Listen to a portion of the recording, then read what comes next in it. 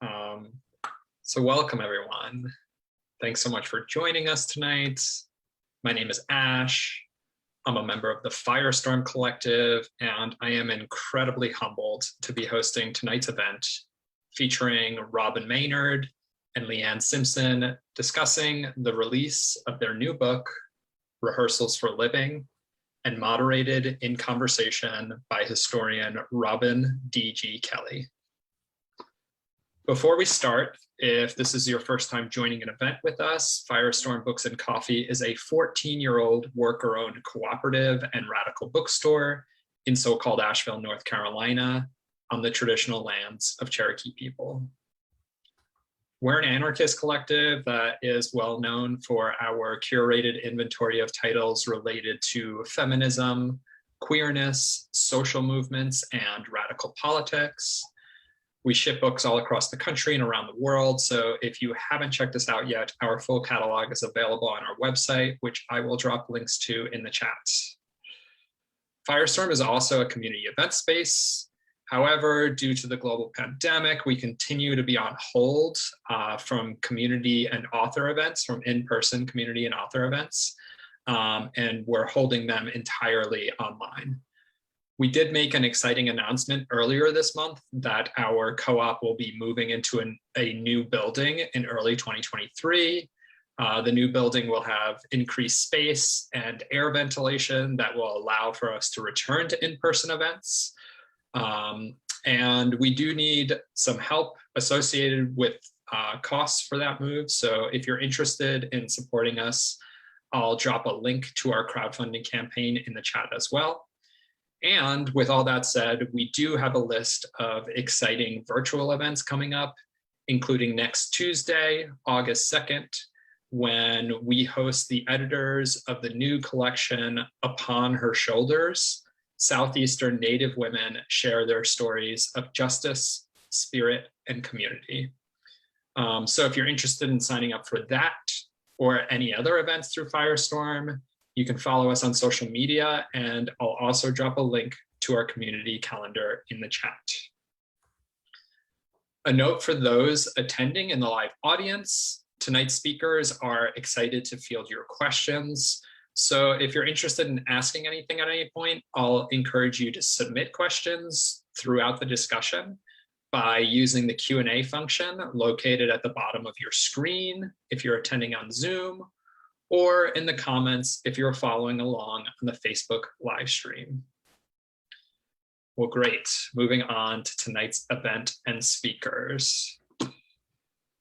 A collection of letters between two distinguished activist scholars, Rehearsals for Living roots itself in Black and Indigenous feminist perspectives to challenge the continued disasters of settler colonialism and racial capitalism, and offer a guidepost on the path toward greater kinship and liberation. Part debate, part dialogue, part lively correspondence between two writers convening on what it means to get free as the world spins out of control, Maynard and Simpson create a vital demand for a different way forward and a poetic call to dream up new ways of ordering earthly life. Robyn Maynard is a Black feminist scholar based in Toronto. She's the author of Policing Black Lives, State Violence in Canada from Slavery to the Present, published in 2017. Her work has also appeared in the Toronto Star, the Montreal Gazette, Scholar and Feminist, and has been translated into French and German. Leanne Simpson is a renowned Michi Sagig Nishnabeg scholar, writer, and artist who has been widely recognized as one of the most compelling Indigenous voices of her generation. She has lectured and taught extensively at universities across Canada and the United States, and has 20 years of experience with Indigenous land-based education. Robyn D.G. Kelley teaches history at UCLA and is the author of several books, including Freedom Dreams, The Black Radical Imagination, and Hammer and Hoe, Alabama Communists During the Great Depression. So I just want to take a moment to say thank you so much to all of you for joining us tonight. And I will go ahead and hand it over to Robyn Kelley. Okay, thanks, Ash. And thanks to the Firestorm Collective for all the work you do there in North Carolina, which has a really interesting history. First, let me just say publicly what an honor it is to be here in this conversation with Leanne and Robyn. You know, it was an enormous gift to be asked to contribute the afterword to the book. In fact, I would sort of mark that as one of the biggest honors of my life. And it was huge. I mean, it was an honor before I read the book, but then when I read it, I was left even more awestruck and more humbled by the task at hand and by what they were able to do. I mean, this is an absolutely stunning epistolary exchange that reminds us, you know, building on Ruth Wilson Gilmore, that freedom is a place, and so abolition geography is placemaking. And therefore, there can be no abolition without decolonization. And before we open our conversation, if you would just indulge me, I just want to read a paragraph, half a paragraph from my afterword, which really speaks to the profundity of the book. So I wrote, Rehearsals for Living is a work of profound humility that honors the ancestors, the land, the children, and the struggles that enabled every generation to survive. They braid the histories and collective memories of Black and Indigenous struggles to establish a basis for solidarity, to find answers, and to reveal and share valuable lessons for our movements. Braiding is an apt metaphor in both Black and Indigenous cultures. Braiding is both communal and an intimate act. Traditionally, the work of women, braiding requires touch, patience, and deep listening, for it often occurs in communal spaces where stories are shared, lessons passed down, and elders bond with the young. The act of braiding involves gatherings of hair, each strand distinct and autonomous, held together in plaits, wrapped and woven together in a protective embrace, creating a mighty force and a thing of beauty. These letters, the stories, and the lessons they impart, and the questions they generate are braided together, symbolizing what we must become and what we must do. So that is the way I saw this book, and why everyone, irrespective of where you come from politically, really needs to read and embrace this book. The context for our conversation today is really interesting. Today is July 26th. As you know, it officially marks the beginning of the Cuban Revolution, which 69 years ago today began as an attack on an army barracks in Santiago de Cuba. And Cuba, of course, for a lot of us, certainly for my generation, was a space of utopian possibility. Whatever failures or limitations, it became that place in our imaginations where we invested our dreams of liberation.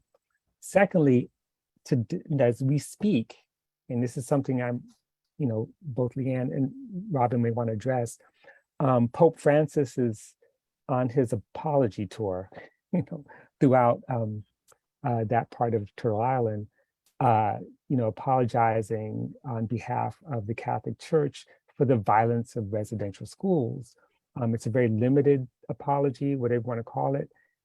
And one of the reasons why I think it might be something relevant to talk about today is because residential schools come up in their work, in the conversation, in the letters, and they remind us that it continues. It's not over, but continues through forms of violence in the child welfare system, which, is one of the largest carceral systems in North America on both sides of the border, of the fake border.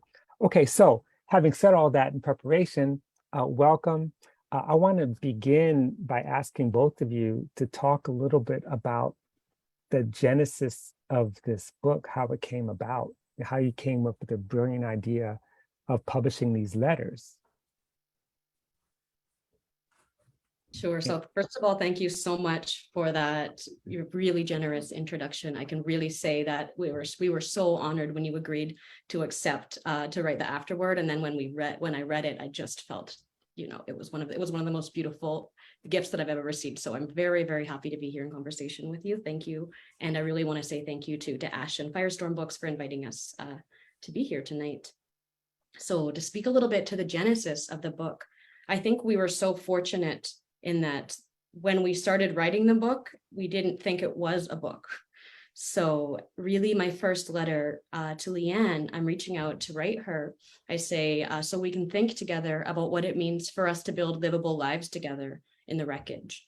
I was writing her a letter in a moment of kind of immobilization that I think we all feel sometimes when you're looking and reading the news and seeing the world around us crumbling in terms of the intersecting crisis of the climate catastrophe, of the floods and droughts that of course have already been present, but are very much all the more present and looming in the future, given the ongoing commitment to extractivism, the crisis of the carceral state, of the ending of lives and the gunning down in the streets of Black and Indigenous peoples by police, mass incarceration in jails and prisons, detention centers, and child welfare, of course, and thinking about what it means to try to imagine what else freedom could be, what freedom could mean for our communities, given that we're coming up against what many describe as the end of the world, at least the one that many of us have been born into, with the false promise of sort of middle class and retirement and all of these things that were never particularly true for most Black and Indigenous people, not being particularly true for anybody in this context. So what does it mean for those of us whose communities have lived through the apocalypses of slavery, the apocalypse of settler colonialism? How do we try to imagine the end of the world as people who are descendants from those who survived to many ends of the world? And that's one of the reasons and ways that I was reaching out to Leanne, who I had long admired. And especially I remember Leanne reading your work as we have always done and just sitting down intending to sort of leaf through it. And then just it took over, my world and took over my entire morning, thinking about how freedom is a practice that we commit to, but that also we're born into because we come from traditions of radicalism. So to me, writing a letter felt like one way to reach out and kind of break that immobilization and try to maybe collectivize the crisis and also collectivize the project of what it could mean to imagine more liberatory futures and more liberatory presence. Leanne.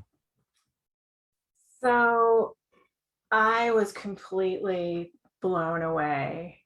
My heart and mind were broken when I read Policing Black Lives, because it was the first book in Canada that meticulously destroyed Canadian exceptionalism around transatlantic slavery and anti-Blackness. And that book came out at the same time as my book, As We Have Always Done. And I would have written a different book had it come out just a year earlier, because I would have brought those two ideas into conversation, or those two books, not ideas. I would have brought those two books into conversation with each other. I would have thought more clearly about what terms like nation, nationhood, self-determination mean in other anti-colonial communities in North America and beyond. And so I had an opportunity to launch my book in Montreal, and I reached out to Robyn to see if she would be in conversation. And so our first conversation in Montreal was in front of an audience. It was on these two books.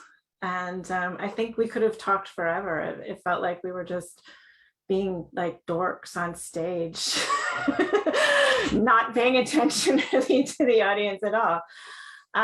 So that's one point of origin. And then I am part of the Decolonial Center for Research and Learning in Benende in the north of Canada, which is an organization, sort of a political project that I've been involved with for 10 years in Glenn Coulthard's homeland, the Ilonaz Dene.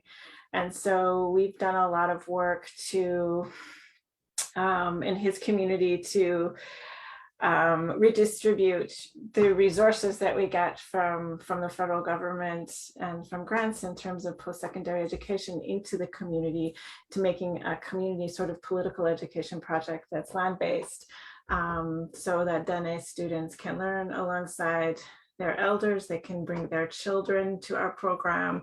We live together as a community in a remote place on the land for sometimes up to 6 weeks together. We create a learning community. We use the land and Dene culture as a site of knowledge generation, and then talk about things like anti-colonialism and capitalism. And so we decided that it would be wonderful to bring friends and comrades and colleagues to one of our winter fishing camps. And we invited Black, Brown, Indigenous activists from Canada and the US to camp out with us for a few days, to fish nets, to ride on snowmobiles, to eat muskox. We were very nervous. Robyn was very brave. And we engaged in sort of a gathering without, no one presented papers. We didn't have an agenda. There were no learning objectives. There were no research outcomes. We just simply wanted to get together on the land in this context and see what happened.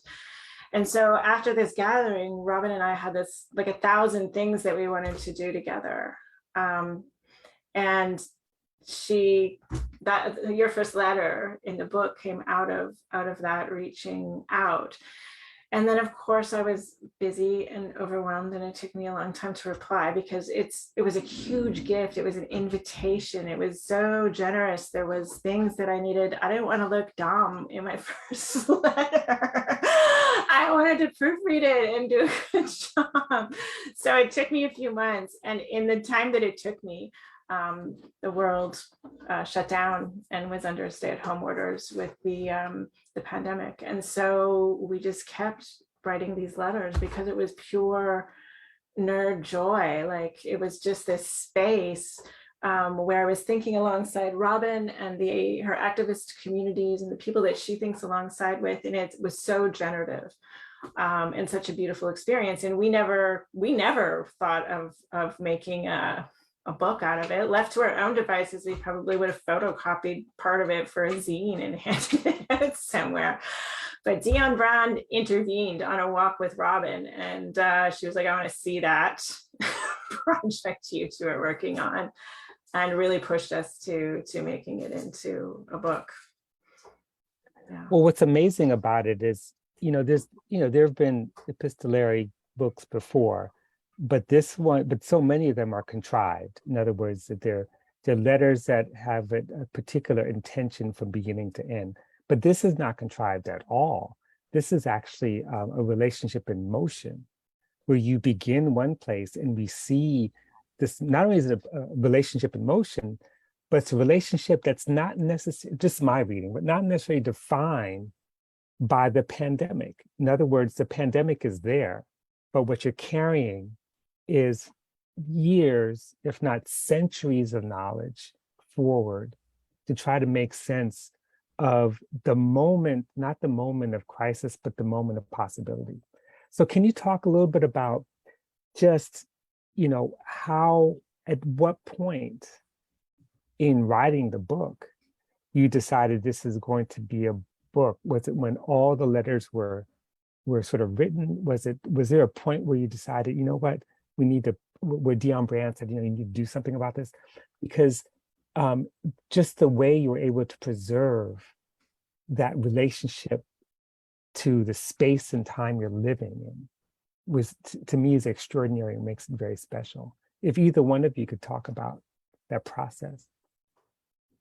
Yeah, I actually don't remember at what point it was, because I know that my first letter to Leanne, there was no pandemic, right? So I was thinking about catastrophe, like all the crises we were facing, but little did we know that we would actually be facing a totally unprecedented crisis from which we could never have imagined, right? So I think that I never could have predicted writing her that first letter, that we would be writing back and forth through a pandemic, through a global uprising for Black lives, for Black lives, through then the kind of drought and forest fires that we were seeing. So it was kind of what I feel like now when I look back at it is I'm actually so glad that it was in the letter format, because I think that, there's one piece that I write and I'm writing her at, I think I'm writing you at 4 a.m, Leanne, as I'm doing legal support for some people who'd been arrested in a defund police BLM rally. And it's really just this moment of possibility and thinking about all of the centuries of rebellion, a Black rebellion that had made this moment possible. And I think that if I had been editing that, if I had let myself make it sort of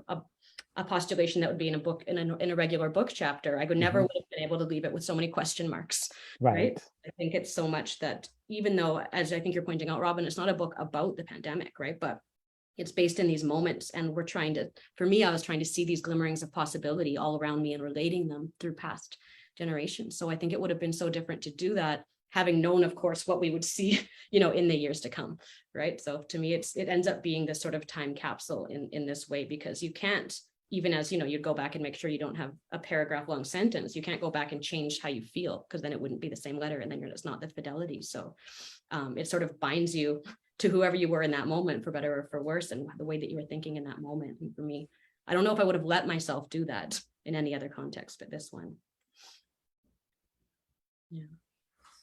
Yeah, I think that we, because we weren't thinking that anyone else was going to read this, I think there was a tremendous amount of vulnerability and trust that we had with each other, but also work. Like, I read a lot of what Robyn was reading, and I think you read a lot of what I was reading as well.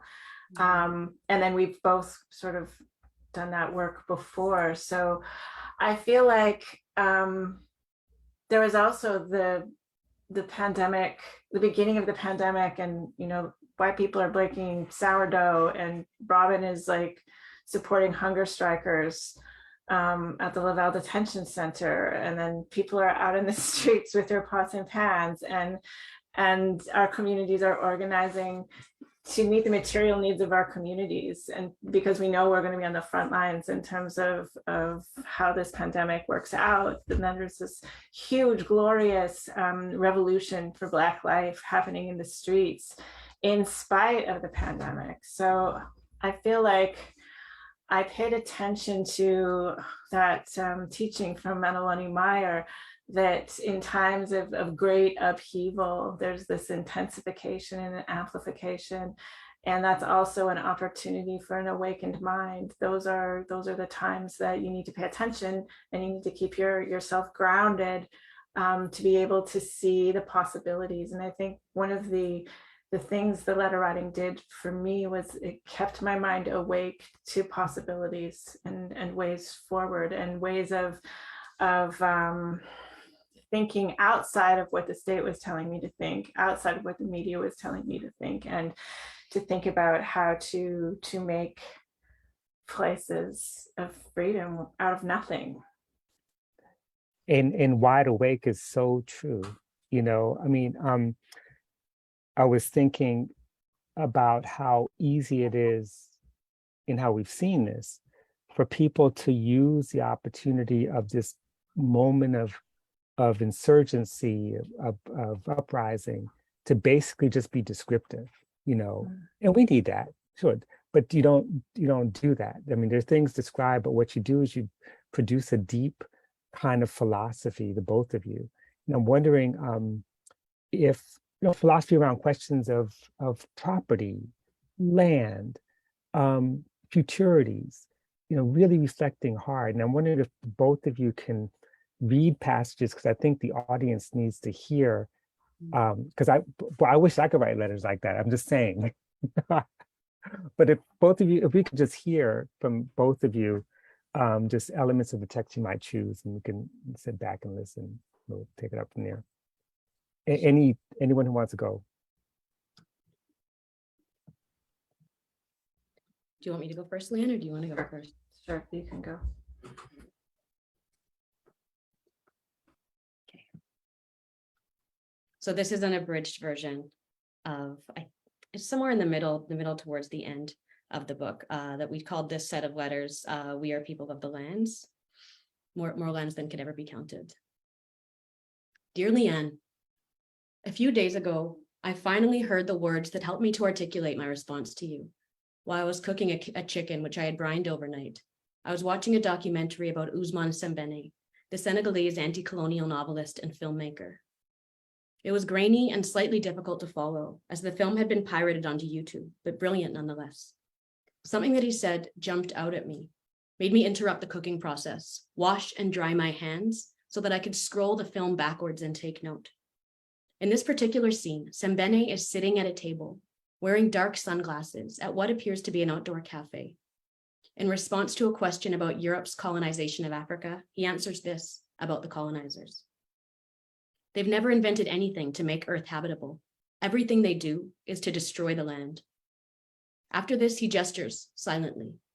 The interviewer, in turn, gestures silently. After a long pause, the scene closes. What more needed to be said anyways? Everything they do is to destroy the land. I've leaned in for a few days now to your gentle insistence that the abolition of police and prisons must be a pillar of decolonization, and that Indigenous land-based struggles could, should, must be considered within what abolition demands of us. Land back, land back. In this crisis of the Earth's habitability, your words are pushing me to think more extensively about abolition and land, about my own responsibility to you, to the place that I live. In addition to the role of policing in enforcing Black people's unfreedom and perpetuating an economy that relies on a multitude of unfreedoms, policing has always served and serves still to sever Indigenous peoples from their lands, from non-capitalist ways of relating to land, and to all other non-human relations. Your words remind me that policing functions in the service of those who destroy the land, that one opposite of policing is land back, which is, after all, an end to the imposition of private property regimes and the carceral technologies developed to enforce them. And so, in a crisis of the Earth's viability, to struggle in support of living things rather than to side with death, is there any other option?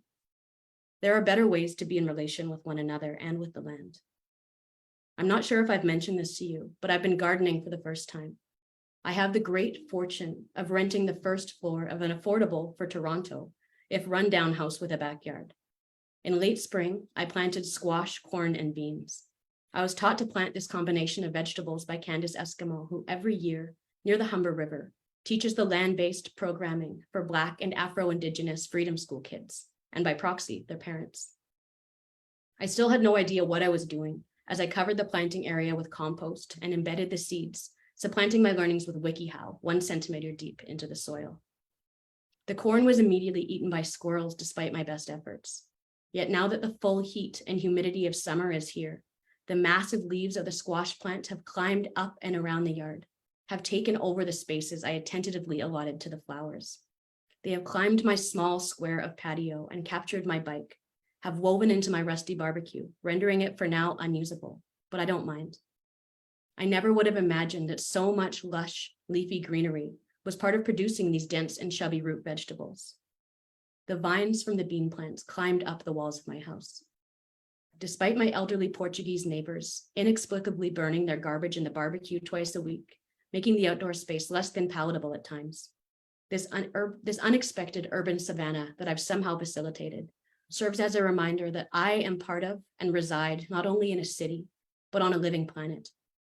In a mini ecosystem of me, my son Lamar, these plants, and the skunks and raccoons that live in the landlord shed behind my house. This has helped remind me too that I am people of lands, that if everything they do is to destroy the land, I can choose still an alternate path, to support a return to forms of land stewardship that are amenable to a habitable earth, to render things habitable once again in the human sense as well, no settlers or cages, land back. It is anyways, in looking into this swath of unchecked and improvised plant life that has exploded across my small square of yard, that I can listen to the vegetation. The curling vines seem to whisper quietly that we can shake off these brutal, if enduring forms of land valuation. That the land's value has, can, and will again be divorced from the violence of surplus value and the other ignoble measures of our times. As I carefully remove the aphids from the leaves of the green beans pressed against my crumbling red brick walls, they murmur, with words barely audible under the sounds of the traffic on Bloor. For the earth to live, capitalism must die. It's getting to be harvesting time. If I thought there was a realistic chance of us seeing one another face to face anytime soon, I would set aside one of the squash for you. I would offer this small gesture of the earth's gifts so that we could feed our families together with some of the products of the Summer of Revolt, and let this nourish us for the difficult months ahead. That's beautiful. Okay, everything they do is to destroy the land, but we don't have to let that happen. Leanne, I'd love to hear. Okay, this excerpt is from part 3 of the book, which is called The Summer of Revolt. And I begin by talking about Fred Moten's idea of homelessness and thinking alongside him around Indigenous home spaces and homeland and homelessness.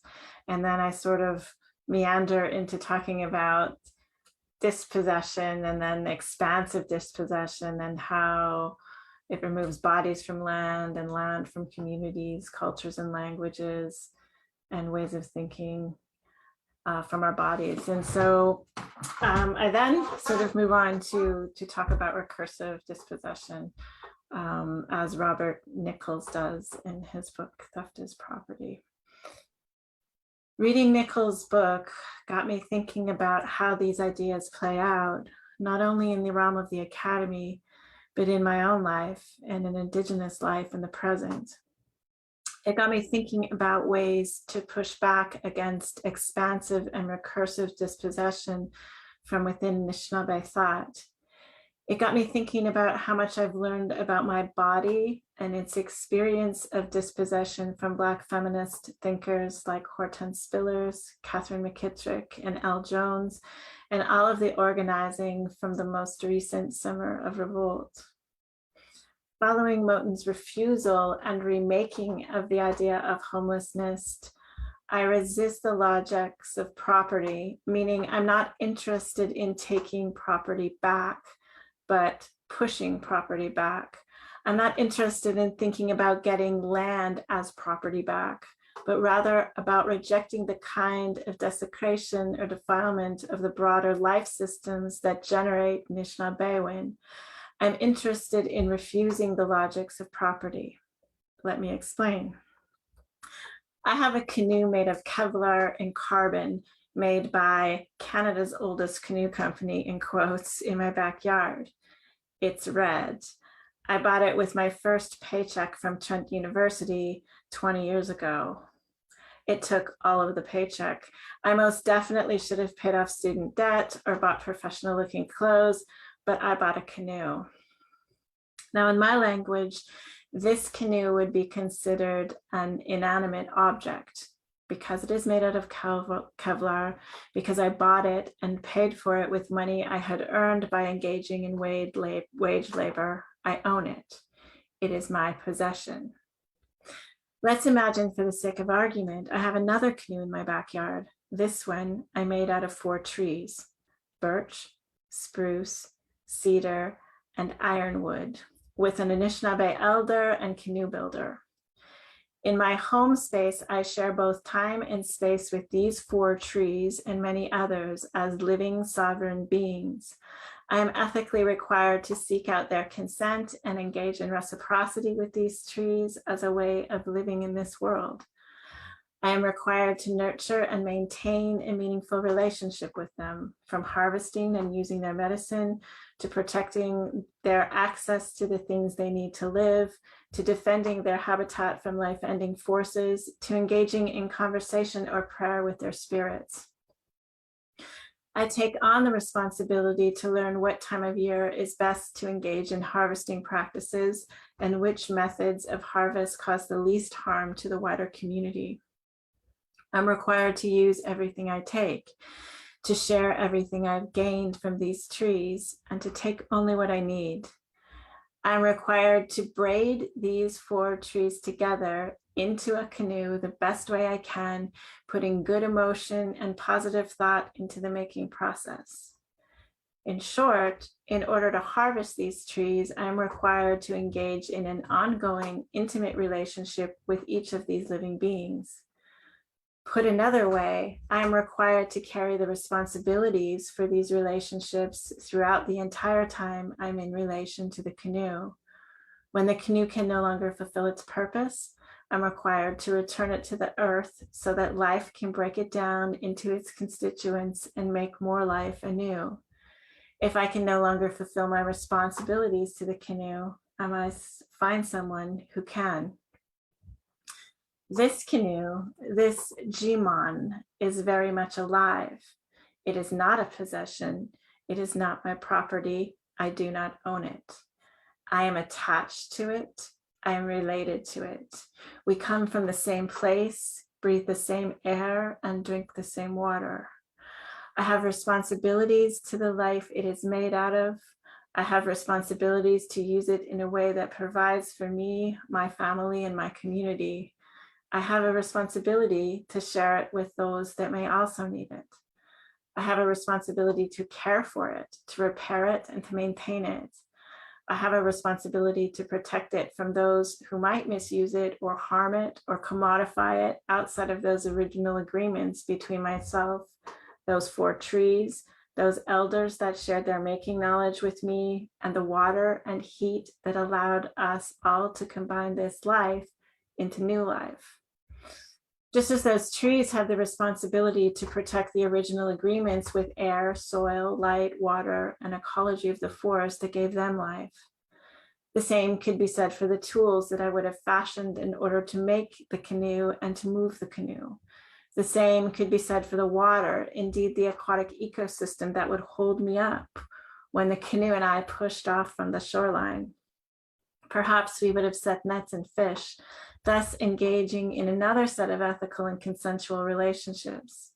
This is a cascading, ever-expanding series of relationships, of attachments, of belongings that generate meaning from connectivity. This canoe is not my possession. It is not my property. I do not own it. It is my relative. I'm attached to it. We belong to each other and to a network of other relations. I am responsible for carrying it, and it is responsible for caring for me, providing me with safe passage on rivers and on lakes. Wow. You know, that's, again, hopefully people took notes on that and you were able to order 3, 4, 5 copies of the books to share with your friends. So this, what both of these passages reveal for me, and it's interesting you chose those, although it is a theme throughout the book, is that, you know, you're both pushing back against property, against the very notion of it. And of course, the ideas you're drawing from are ideas that have been around way longer, way longer than modern notions of property that we've inherited from people like John Locke and others who, you know, we live in this world where you know, my own students, even the most radical, can't imagine that they can't get themselves outside of the space in which property is common sense, you know, property in land, property in humans, for that matter. Self-possession as a kind of property, as opposed to, you know, being connected to, you know, to one another. So this brings me to really the large question that is really framing our gathering, and that is the question advertised as where we go from here. And for me, it's a jarring question because, you know, as you know, anyone who's read the book knows that both of you refuse or resist this notion of immediacy. In other words, what are the kinds of immediate strategies or tactics we have to adopt right now to solve this problem? And you go way beyond that. You go beyond that. You have a vision of abolition that is, as Robyn puts it, you know, imagination work, you know, anti-colonial struggles, imagination work, conjure work. And so I'm wondering, how do you answer the question of where we go from here? I mean, is that especially given the fact that, you know, we're all surrounded by people in a panic mode, you know, especially on this, well, on both sides of this colonial border. But right now it's like a kind of a panic mode, as if somehow the Supreme Court has gone crazy, when we know that all the rulings recently are consistent with the history of the Supreme Court in the United States. I mean, we know that, but it doesn't matter. It's like everyone's gone crazy because what they want to do is right the ship, as if the ship had been right before. So how do you answer the question? How do you approach the issue of where we go? What do we do? And so I just let either one of you jump in, or both of you jump in on this broad question, and take it anywhere you want to go.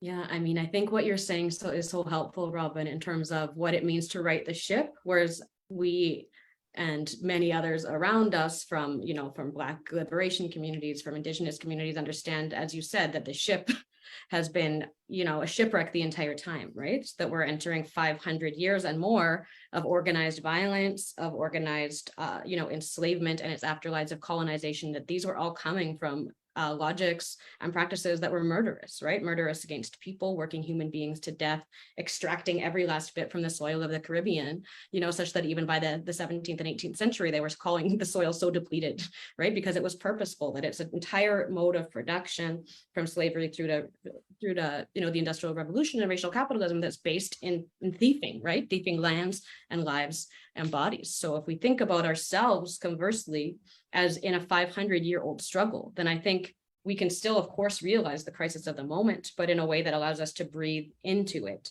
to understand that we're in a crisis, that we're standing on the shoulders of our ancestors who were rebelling against this forms of owning property and humans as property, and then, the carceral logics that evolved after chattel slavery, right? And the afterlives of residential schools in the child welfare system, as you point out, that we're not coming up against violences that are new, but rather, all the more urgent, right? So we're reaching a time when I think the people who are panicking most are the people who thought that it would never boomerang back to get to them, right? So we're in this moment where Europe is on fire, right? So the European Commission announced that there are drought warnings all across, in place across the European Union, with 11% at alert level. There's wildfires in France and Spain and Portugal, that have been ravaging these forest and heathlands. But we're coming, from situations where there have been droughts in Somalia for decades that are, of course, also the result of these ongoing extractive practices of Cyclone Idai in Malawi and others. So I was thinking today, when Césaire wrote that Europe created and sort of necessitated its Hitler when it was practicing these on the African, with colonization, right? The African continent and more broadly, also this kinds of total devastation being wreaked first on, across the colonized world is something that, again, has boomeranged back now finally, such that even as if we are, as BLM UK really beautifully put it in the 2015 or 2016 action, first to die in the climate crisis, that no one is safe, right? So it's this moment when the crisis has boomeranged back. And I think that lends us to a particularly important time to really reevaluate and to realize that for many of us, the status quo or the normal has always been violent and murderous. And now this is something that's really threatening the survival of the planet. So Utah Phillips, has these words, the earth is not dying, it's being killed. And those who are killing it have names and addresses, right? So if we think about the climate crisis this way, we can also think about, people with names and addresses are those who are working in the Bay Streets and Wall Streets of, the imperial core, who are profiting enormously from the extractive industry of bauxite, oil mining being taken from the world's indigenous people. So, there's political leaders, again, like Biden, Trump, Ford, Jason Kenney, who are funding police and prisons, even as people are rising up against all of this, right? Organized violence instead of meeting humans' needs. So I think that we're at this moment when perhaps we sometimes forget because the news is so horrifying right now, but even in the year 2020, the idea that we could live in a world without police, without prisons became quite normalized, such that, more than half of Canadians at some point supported this idea. And that's really run of the, across societal specter, right? So I think the more that we remember that what has happened to us didn't emerge from humans or from mankind, but from the slave plantation, the settler town, the prison, and the reservation, it reminds us that we don't need to tweak what's happening. Ruthie Gilmore calls it tweaking Armageddon, but to actually demand something brand new. So, I write at the beginning of the book to say, what does it mean to think about the end, coming up at the end of the world? But what about if we think about the end of this world, right? Remembering that worlds that have been unmade, that 500 years of violence is very short in the longer arc of human history, right? That we have, that there are thousands of Indigenous societies globally who had other ways, as Leanne's work highlights so beautifully, of relating to land, to human life, to ecological life, that even through these last 500 years, I can look to traditions of Black radicalism where people tried to end, the decolonization period wasn't only about creating free nation states for Black people, but ending global capitalism, right? Ending the kind of violence that has put the planet in the position that it is today. So we're not only tasked with having suddenly brand new answers, right? Of course, we don't want to repeat some of the mistakes of the past, like getting trapped into the nation state formation, for example, and home rule as freedom, but we nonetheless can inherit so many of the traditions and the timelines of people who dreamed about something else, about a different way of ordering all earthly life. So I think that this is a really important time to attune ourselves not only to those past ways of making freedom, but to what is happening all around us. If we think about, the land back struggles that are happening, ongoing with the Wet'suwet'en in the west coast of so-called Canada at this time, in the Niger Delta, being led by the Garifuna peoples, that, organizing against police and prisons, it might not be in the headlines, but, when movements don't die, when the media is not paying attention, right, that work is still happening in neighborhoods and community centers and households everywhere. So I think that,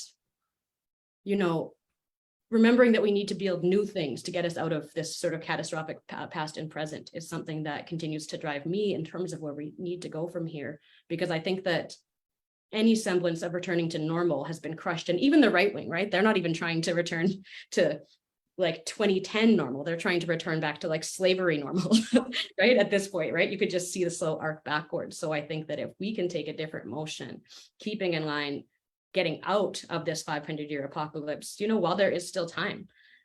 So this is something, maybe this is why Leanne and I are both such nerds and so obsessed with sci-fi. And this is something that comes throughout the text as well, with many Star Trek references, right? But that you have to imagine as well as actually build that something else is possible, that the timelines that our ancestors left us are still out there and we can pick up from them. When I drive around with my son, who's 7 years old, we look at police stations and we ask, what else could be here, right? What are the other things that we could imagine here? Could it be a daycare? Could it be free food for the community? That there are so many other formations that we could put sort of in this place. And Arundhati Roy talks about the pandemic as a portal, but I think we can think about portals as there all the time, right? As having always been there. And there's always ways for us to choose as a society differently. And I think 2020 showed us how many people in our society would actually support that, despite the repressive apparatus that came down after that. No, that's so true. And you think about how much money and how much labor is expended to try to block that portal ideologically and culturally. The fact that, we're surrounded by a media that is liberal and therefore right wing, a media that's constantly bombarding us with fear to convince us that we actually cannot survive without the police. And this is the thing that kind of blocks the portal in many ways. And you're right, it's always there. So Leanne, I'd love to hear your thoughts on this question of, what do we do? Where do we go? And how do we move? When Robyn was talking, I was thinking about an Anishinaabe song that we hear in ceremony. It came to an elder from Sault Ste. Marie named Dan Pine in the 1960s. And the words are, Ambe Majada, Jibwa Bidaban. And the grammar is beautifully complicated. And it's our ancestors singing to us in the present. And they're saying, get up, let's get going. The dawn is coming. There's a lot of work we've got to do. They're cheering us on. And so when Robyn was talking about the present moment and situating it in this 500 years of struggle that our communities have both been involved in different ways, but in ways that are linked, I was thinking about this idea that capitalism brings to my communities. And it's this idea that this is inevitable and that you can't do anything about it, and that you should have anxiety over climate change, and that anxiety should be overwhelming and it should shut you down, and we don't know how to fix this. It's this idea that the only way to fix it is by searching for recognition within the Canadian state, or begging for apologies, or voting. And I think it's really clear to those ancestors of mine that are cheering me on that like Ruth Wilson Gilmore says, we have to change absolutely everything, and that this was not inevitable. This was strategic. This was planned. This was brutal. And so those settlers, those missionaries, they wanted the land, and they wanted the land so they could exploit the natural resources, so that they could embed racial capitalism into my territory, into my body, into my mind, so that they could embed it in such a way that my family, that my body, that my algorithm that I've become would just replicate it without them doing anything at all. And they were willing to do some pretty brutal things. And I'm thinking of those pretty brutal things this week as the Pope is here doing his apology, because he's apologizing for individual pain. He's apologizing for individual abuse, but the apology is not doing the work that I think Canadians think it's doing, because you would have to apologize for anti-Blackness and transatlantic slavery. You'd have to apologize for racial capitalism. You'd have to apologize for heteropatriarchy. You would have to apologize for stealing hundreds of thousands of Indigenous kids and holding them as human shields so that their parents couldn't organize against these systems, and treating them as vessels to replicate this, so that you can get the land, so that you can get the resources, so that you can hook me into this international and global system of racial capitalism.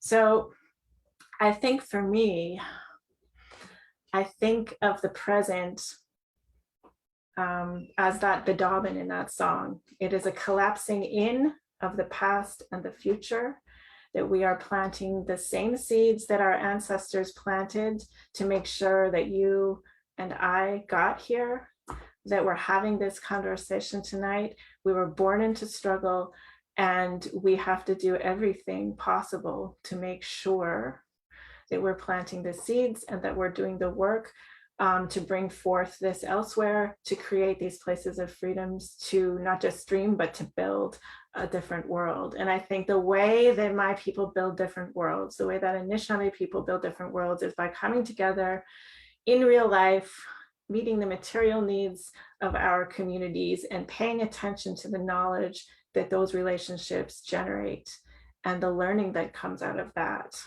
creating the knowledge that we need to create different systems, because we cannot apologize our way out of this. We cannot vote our way out of this. We cannot make this genocidal system kinder or more gentle. We have to reject it, and we have to struggle, engage in this struggle that we've inherited, this beautiful struggle that we've inherited, to bring about something different.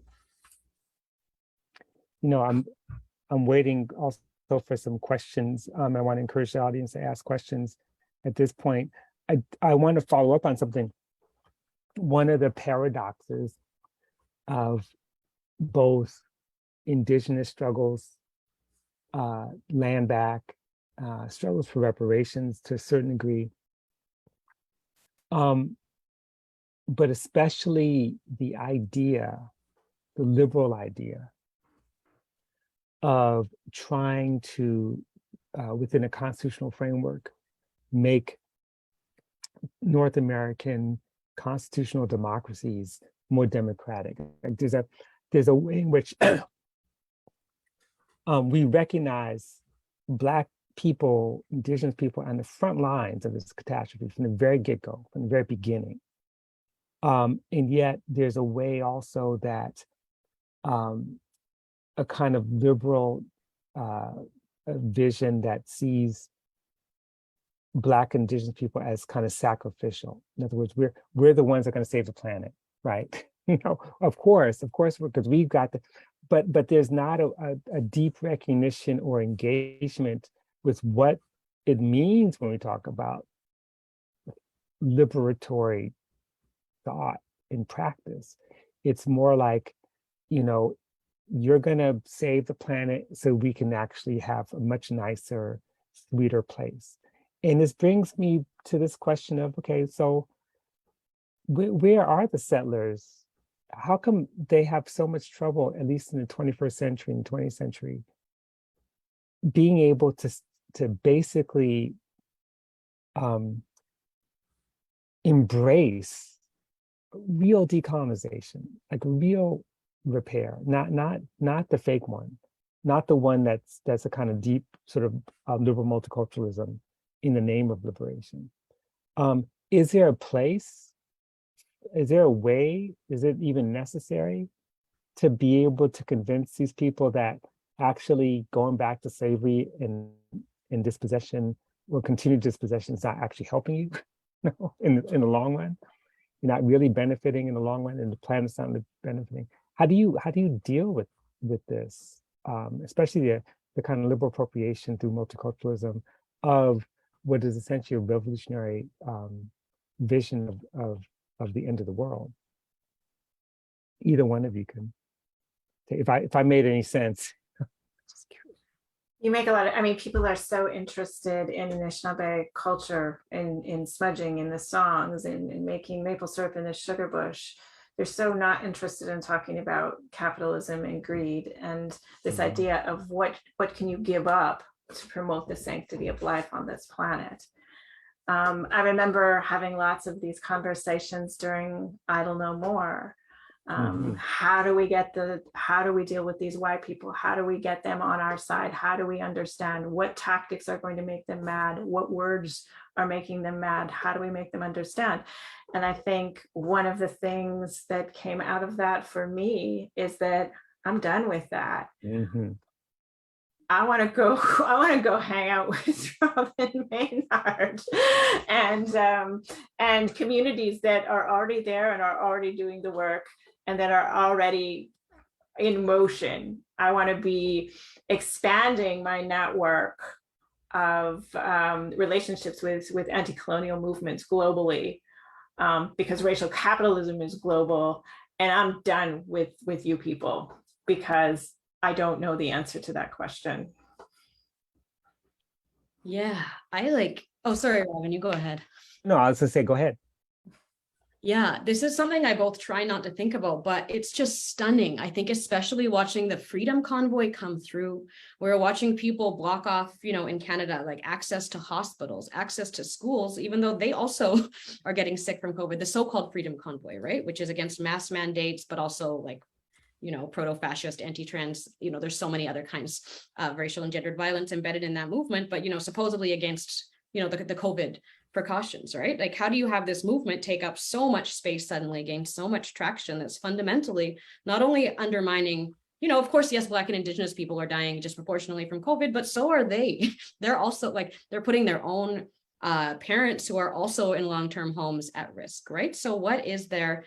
I can't stop thinking about it, even if I don't want this to be the only animating question. Like, how has there been such, that kind of twisted logic that chooses sort of violence and power over as the ultimate freedom and is willing to sacrifice, your children, your ancestors, the planet that you live on, right? I can't help but wonder, like, what is at the root of this? And something that I sometimes turn back to when I just don't want to be stuck in this is thinking back to, reading Du Bois's Black Reconstruction and tracing how, I'll come help you in a minute, honey. You can play Minecraft, okay? That's my son. So looking back at, how the last time, when slavery ended in the United States and there was an ostensible kind of freedom, but then really white people got tricked into choosing most of their own unfreedom, right? In terms of wage slavery under capitalism, really tricked themselves into, what came to be, centuries of harm for most, working class poor white people, because of course, most white people are not wealthy and middle class either. So there's a way in which there's a kind of power of whiteness, of the idea of what whiteness brings you, that necessitates violence, but also necessitates a kind of almost suicide logic for so many. So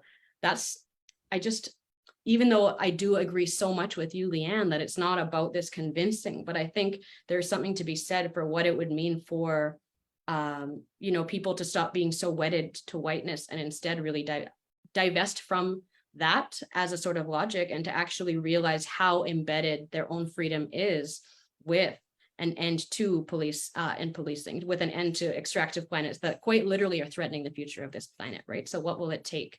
Of course, I think any of the times that we've won any sort of substantive gains, it's been, again, not from asking or convincing, but from doing, right? The anti-colonial movement wasn't about only a moral supplication to say this is wrong, but to say we're building new worlds. With or without you, this will happen, right? So I think that we need to push forward anyways. But yeah, at the same time, yeah, without making it sort of asking for a recognition or waiting for the Supreme Court to right itself in 200 years as it's underwater, right? So realizing that we need to act, and we need to act in urgency well outside of, I think, these kind of liberal logics that tell us that we're slowly arcing toward freedom, because I think we have the evidence all around us that that will only happen if we make it so. Exactly. We're not, there's no arc toward freedom right now. It's the only revolution in front of us. Okay, we have some, those are great questions. I'm glad this is being recorded. Great answers to the question, because you know, one of the biggest hoax in the modern world is white people agreeing that they're white, you know, and they keep going for it. What's wrong with them?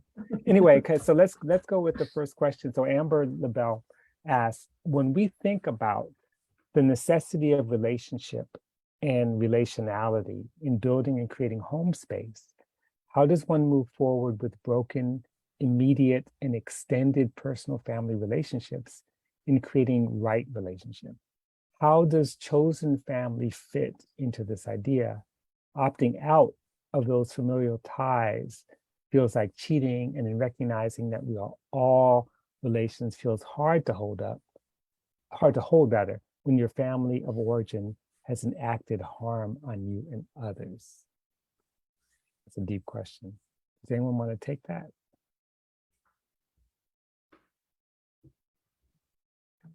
I mean, I can take a part of that, which is, I think, thinking if we look back to, you know, so many, like the way that, you know, the community that I feel I most belong in, which is queer Black community, the way in which we choose kin and we choose family well outside of nuclear family, that we can think about relation. And, you know, so many societies have before really this sort of violent imposition of the nuclear family, right? That we used to have community as a broader node in which it was never sort of two people, one child, and, you know, having to be everything for your child, or your parents having to be everything to you. So I think we can remember that that version of the family was not natural, is often abusive, that other modes of family, I think, are beckoning us, and we can look back in terms of models, and we can actually look to the present and future, where things like, you know, Kiki ballroom scene, and there are so many other ways, houses and other ways of organizing people and family and life, especially for those of us who are queer, especially, you know, for so many of us for whom you necessarily need to go beyond that nuclear family. So that, I think, could only speak to one piece of that, but I think that, you know, there's ways in which our communities have also been, you know, our families have been ripped apart in also particular historical ways that have forced us to choose kin differently, because parents are having their kids taken away by the child welfare system, but also there's the aunties and the grandmas who step in and help when loved ones are incarcerated, right? So this is a way that I think we have so many other modalities of conceiving of our relationships. And, you know, Leanne, I love the way that you always talk about radiating responsibilities, right? That it's never sort of a set of hierarchical and few responsibilities, but it's radiating outward. Yeah, I mean, I think it's always right to take care of yourself and to take care of your kids. I think that we all deserve to be in good relations and to be treated well, and to be living in families and communities that are supportive and nurturing and generous. And also, that's not the reality for many of us. And it hasn't been the reality for me in all of my life as well. So I think it's also fine to have boundaries, and it's also fine to say no. And it's also fine to create sort of beautiful chosen families and right relations and communities where you can be your best self. That's always right. And I don't think that you have to feel like you're cheating or that you're doing something wrong. That's something that you deserve. Right. Now, before we get to the next question, if I could just weigh in, I mean, what both of you said is so right. And I just want to amplify a point that's made both in the book and a point that Robyn just made, that so many of us don't even have the opportunity to live in family, in our actual biological relations, because there's a child welfare system. In fact, the New York City child welfare system takes more kids from families than were taken at the border, all the time. But who are those kids? They're mostly Black, Brown, Indigenous kids, and so this is something I think we have to always remember. It goes back to the history of residential schools, the history of slavery, the history of basically being forced, as Robyn said, to create new family relations by virtue of the fact that the state is continually breaking families apart.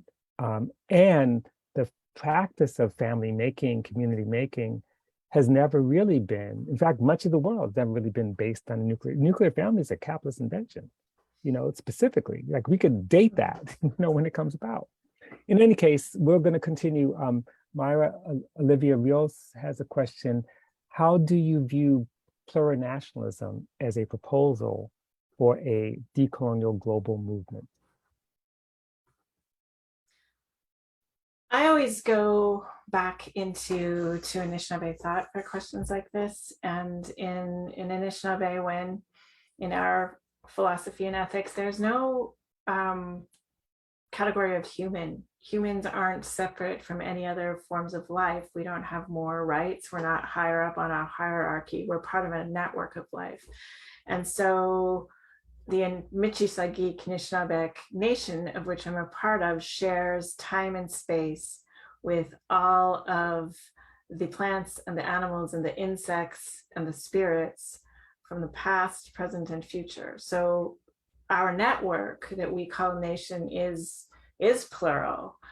Each one of those groups of living beings has their own set of knowledge, has their own way of governing themselves, has their own way of decision making, has their own way of making life, and we work with them to make a world where the goal is to perpetuate more life, or what we call Minobamadzuin. So I think that sort of network of deep relationality globally and figuring out how to live in commune with each other is a pretty beautiful way of living. It requires a rejection of hierarchy. It requires a rejection of borders. It requires a rejection of policing and prisons and racial capitalism and a whole bunch of things that are really embedded, and the nation state, of course, that doesn't work either. So it's a very different way of seeing the structure of life. But for me, it's something that's very generative. I recognize that's quite a different answer than the Academy would have liked me to give. I'm going to shoot it over to Robyn. Yeah, I mean, there's something, I think that there's ways in which nation and thinking about nation as a kind of freedom has both offered us so much. And I'm thinking, of Black folks specifically, because that's, the intellectual political traditions that I come from, has offered us both so much. And also, in the time since, the United States and Europe assassinated the anti-colonial movement, has also shown us the limitations of the model, especially within a global capitalist system, right? So I think that, William C. Anderson has just written such an excellent book that I refer to so often in thinking about, all the different ways that Black people have conceived of nation outside of nation state, and nation state really being a kind of impossible container for us to liberate ourselves within. If it has a necessary nation state, not nation, right? With a necessary outside, with a necessary border to maintain who belongs and who does not belong.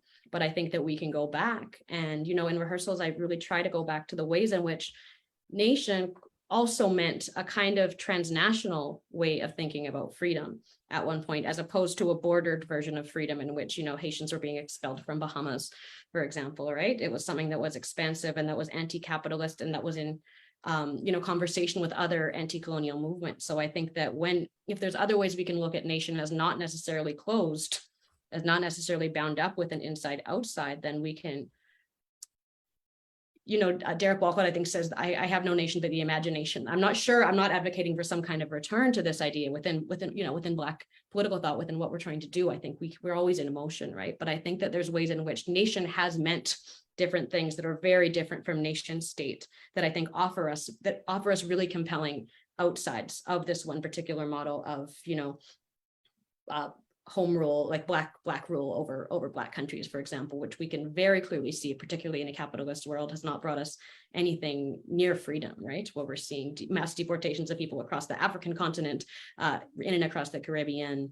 That's it. So thinking about, what was left after the anti-colonial movement was largely assassinated outside of a few, holdbacks, I think ask us to think about home space differently. And, Leanne's work in particular has really helped me think about all the ways we can stretch these terms and stretch the kind of meanings that home can mean in terms of responsibility instead of ownership. Exactly. And in fact, if I could prepare for the next question by kind of slightly elaborating the question, because part of what both of you have established, and is also very clear in the book, that not all nations have states. That the hyphenated nation state is still a fairly new phenomenon. It's a 17th century phenomenon in terms of Western thought. That's not to say that they're not state-like institutions that existed in other times or spaces that did the work that we think of as states, but that doesn't make them a state. And so I raise this because right now there's a very sharp divide, as you know, between like the old school Marxists who really are saying, bring the state back. They're like really coming back hard with, don't forget, like all these anarchists are getting in the way, right? And then there's also an emerging kind of anarchist or even independent of anarchism way of thinking, of saying, the state is the problem. And, there's clear evidence for that. So this brings me to this question. So David Maudlin, I believe it's Maudlin or Maudlin, asked the question, why is revolution a problem? Now that could be interpreted in many, many ways. And forgive me for giving a couple of interpretations. One is, why is revolution a problem to talk about? Another one might be, why is making revolution a problem? Or why is the concept of revolution a problem? And in some ways, it is a problem if we believe, not to say that we do, if we believe that the state is the site of struggle. Because part of the way revolution has been thought about is that you take the state to overturn the existing sort of social relations, and that the state is the answer. And we've learned that that's not necessarily the case. I'm wondering, how do you, both of you, approach this question about revolution? Clearly, no one here rejects the idea of revolution, but then what does it mean? And what does it mean in this, in a discourse or a framework in which we're questioning the state as the primary or even the sole source of actually making things happen? So I don't know if that makes any sense. Either one of you can jump in. Yeah.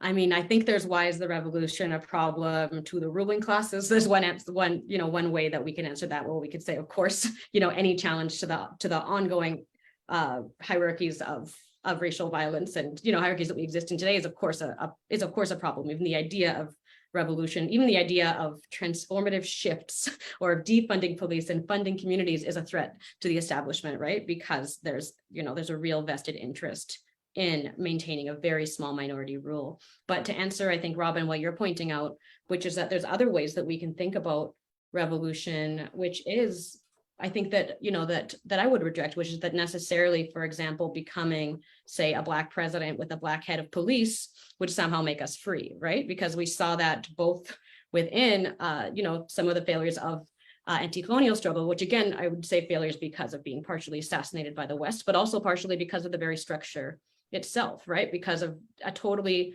maybe democratic with a capital D, but an undemocratic kind of actually organizing structure that's so fundamentally hierarchical that how could you really think about freedom when some people are in cages. So I think that a true revolution in terms of genuine human emancipation has not actually yet been actualized at this time. We've seen some really important shifts. I think that, as you pointed out, it's July 26th that the Cuban Revolution meant something, right? It meant something to say that we can order the world differently, that we could have healthcare, that people shouldn't be dying of poverty, right? I know that so many Black feminists in Toronto were part of the Grenadian Revolution, right? That it meant something for Black people to try to end capitalism in the places where they live.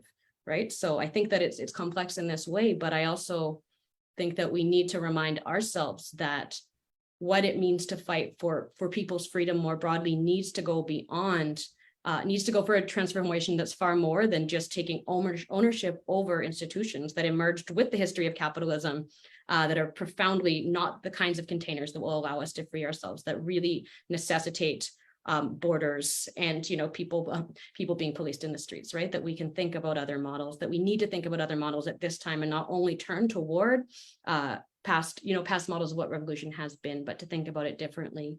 I think that there's something so powerful in what Ruthie Gilmore tells us about abolition as a presence that helps us think about the kinds of change making that is happening, the kind of transformation work that is happening in small spaces all of the time, as also being about how we think about freedom. So it's not only about imagining that in 30 years there will be a large struggle, which who knows? I'm not a prophet. We don't know what the future will bring, but to say that our actions in the present moment and the small movements that we're a part of can also be a part of creating the presence of freedom in the here and now. So I think there's a way that revolution sometimes has a temporal weight that we need to move away from, because we never really know which actions or collectives or organizations might actually play an enormous role in changing history as well.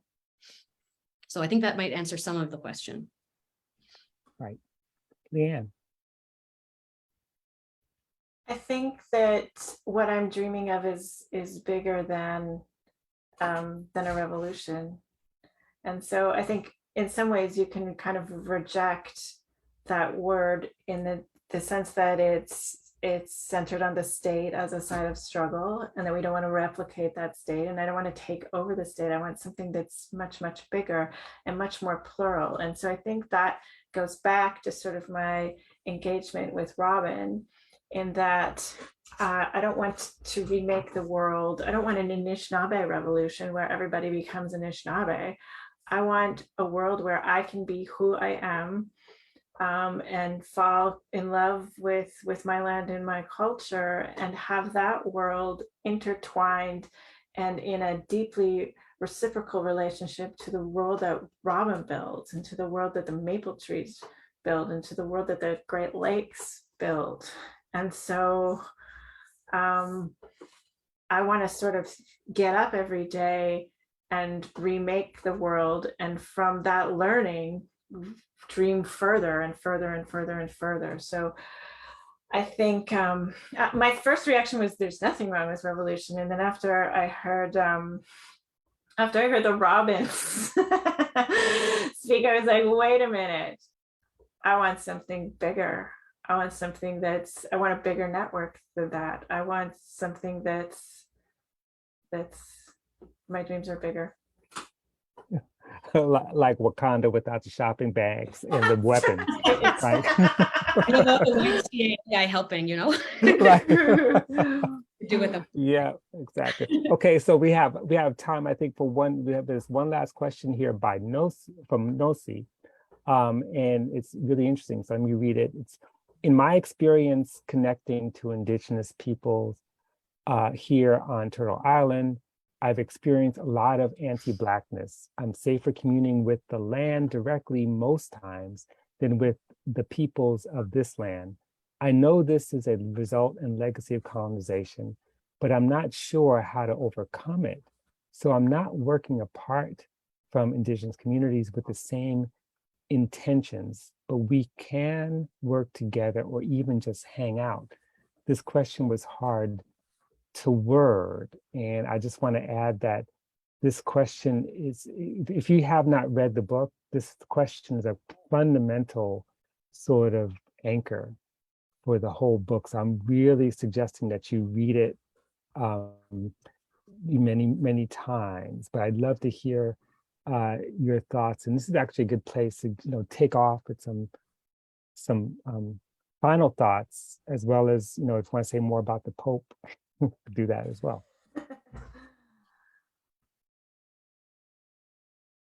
Well, thank you. I appreciate that question, and I think Robyn and I set out on a pretty intentional path of wanting to find a deeper connection to each other and to the movements that we are a part of, rather than sort of what we were seeing happening online. And so for me, that means taking on an educational role in my community, where I'm actively teaching in my classes in the bush about the Black radical tradition, about abolition, about transatlantic slavery, things that are not taught in the Canadian school system. It means that I'm working with my community to educate ourselves about all of the other anti-colonial movements that are taking part in the world. And I think in Indigenous studies and in my work as well, for the first 15 years of my career, I was very focused on relearning, recovering Indigenous thought and Anishinaabe thought. And there's this moment where all of those years of teaching and learning sort of hit me, in terms of a deeper relationality means learning about the impact of these systems on all the other peoples in the world. And it means particularly learning about transatlantic slavery and anti-Blackness. So I'm glad that you are able to find comfort on the land. And I think that we have a lot of work to do in terms of creating safe spaces and nurturing spaces, and spaces where we can celebrate each other in our two communities. But I feel like this is part of the reason why I think Robyn and I undertook this work in this way, because I don't think it's been productive for us to be attacking each other on Twitter. Yeah. There's something that Ruth Wilson Gilmore writes in the beginning of the book, in the foreword, where she writes, practice makes different, right? And so that's something that seems really simple, but that sticks with me, and I keep thinking about it in different ways and different contexts. And that's something that's coming to me as well here, because I think we have within and across our communities, so many examples, of moments of not viewing oppression and of not viewing sort of the whole picture of the world that, white supremacy built, which is based, in which our carceral systems, if you look to any jail or child welfare system or prison in Canada, in the United States, it's especially Black and Indigenous people that are concentrated there, that are dying at the hands of police. So I think that especially, we need to practice the idea that our liberations especially are bound up in one another, right? That as some of the primary targets of so many state violence, and sort of the linchpin on which it continues to turn and create more logics, that we need to view freedom expansively and think about our community's freedom expansively. And there are as much as there are examples of, moments in which, say, particular Black and Indigenous communities may not have worked collaboratively, there's also really important examples of when they have. Right. So I think that there's really powerful collaboration that we can look to between the Red and Black power movements that show us, again, that practice makes difference when we see our futures as being intertwined. If we look to the role, of BLM at Standing Rock, and ways in which, Indigenous folks came out to support BLMTO Tent City, right? Black Lives Matter's Tent City outside of the police headquarters, that there are moments in which, when we have really advocated for different worlds, for worlds beyond policing, police killings, and prisons, we've managed to do really expansive and really important work. So there was this headline that had come out, I don't want to go on too long, but it had just said, it was during the Black freedom protests. It was a headline written by the white editors of, I think it was the Toronto Star, that said, "Let's save some outrage for Indigenous peoples too." As if we couldn't see that Black and Indigenous people's freedom was wrapped up together, as if we couldn't see that, ending the police, which of course, the Northwest Mounted Police were invented to steal land from Indigenous peoples, as well as continuing to murder Black and Indigenous peoples, right? So I think that really remembering that as broader political projects, that we need to continue that kind of practice, and making different and making freedom communities expansively, I think is something that we just always need to sort of harken back to, because this is the way, especially, you know, coming from different radical traditions of refusing enclosure and extractivism, being on the front lines of land struggle globally, you know, as well as here in terms of environmental racism, that the more that we can push ourselves, I guess, to work in concert together and viewing again this kind of constellation of resistance, as Leanne has called it, right? That is one of the only ways we're going to map our ways out of here and out of this disaster. Beautiful. Practice makes different. Rehearsals for living. I mean, in just a reminder to everyone, of course, you know this, that by practice, neither Leanne nor Robyn nor Ruthie mean practicing like law. Practice is full of mistakes. Practice is experiment. Practice is error. And, you know, and one of the things that ends up happening often is that we learn from the mistakes we make, from the missteps. And we're living in this moment where some movements give you very little space for missteps and mistakes, very little space. And movement building is really about recognizing that misrecognition, and in those errors and mistakes, we actually produce something different. And so I think that's really, really important. Instead of holding people, I mean, holding people accountable is not the same thing as just beating them up for the rest of their lives for some mistake that's someone made. You know, so accountability is really about moving forward rather than just punishment. Because if we really believe in abolition, the idea is not to punish people for the rest of their lives, but to try to build from that into something else. And so I can't think of a better book that lays out what it means to practice, you know, to create and imagine and create that world that we need so that we can, in Leanne's words, be ourselves in relation, you know, without weapons, you know, without deprivation, without trauma, you know, something much better, and it's there. So get the book, go to the chat if you don't know. You can get it through Firestorm Co-op products. The link is right there. Ash is there to tell us all about it. Don't go to Amazon, go to Firestorm and Bookshop and any of these independent spaces to get the book. It was such an honor and pleasure to be in this conversation with both of you. I always learn so much, and I thank you, and thank you, Ash, for this opportunity as well. Thanks so much. Absolutely. Thank you so much. I don't think I could say it any better. So thank you so much for taking the time, Robyn, to moderate this conversation and bringing your insights and your questions. And thank you so much, Robyn and Leanne, for the gift that is this book. Mm-hmm. Like Robyn said, there's a link there in the chat. You heard excerpts tonight, and this event was recorded, and anyone who registered will get a link to the recording, so you'll be able to watch it again, but there's much, much more in the book, so do hope you'll pick up a copy. And yeah, thank you again so much for being here tonight, sharing your wisdom and insights with us. Okay. Thank Have you. a good night, everyone. Thank you so much, everybody. Bye now. Bye. Goodbye now.